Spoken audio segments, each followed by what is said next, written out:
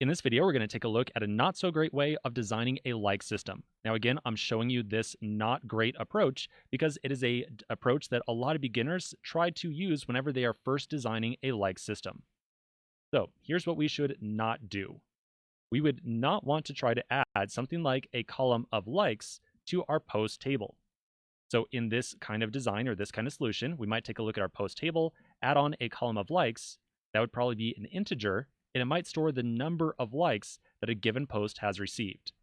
There is a whole wide variety of reasons that we would not want to take this approach. One of the biggest reasons is that there's no way to actually form a relationship between a user and a post. So we would not be able to make sure that a user can only like a post one time. For example, let's say that Neil right here likes post with ID 1. We'd want to say, okay, Neil likes that post. So in theory, we would want to increment likes right here to 15.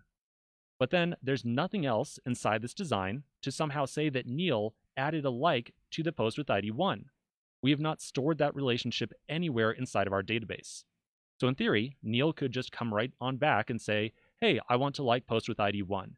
And even though he already did, we don't have any way of verifying that he didn't. So we would just say, okay, great, we're going to increment post with ID 1. It's got an additional like. So one single user could add 1 or a million likes to a single post because we've got no way of keeping track of who liked what. Now, in addition to that problem and the fact that, well, we can't really keep track of when someone should be allowed to unlike something, in addition to that, we don't have any way of figuring out which users like a particular post. So remember, one of the features that we said that we probably want to have is the ability to list out which users like a post. Well, if we're not storing any kind of relationship here, then we've got no way of saying that, hey, maybe this list of users liked post with ID 5. And finally, this is going to seem like kind of a way smaller reason than the other ones I mentioned. There's no way to remove a like if a user gets deleted. Let's say that Neil was responsible for the like on post with ID 5 right here, and maybe Neil's account gets deleted. Now, if we delete Neil's account, we probably want to remove all the different likes he's ever created because Neil just doesn't exist anymore. But we don't have any idea what post Neil liked, so we would not be able to go around to our different posts and subtract a like from the appropriate ones.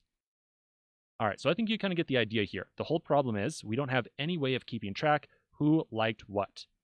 So anytime that you're thinking about building a like system, adding in a likes column where we just count the number of likes, generally bad idea, and we don't want to do it.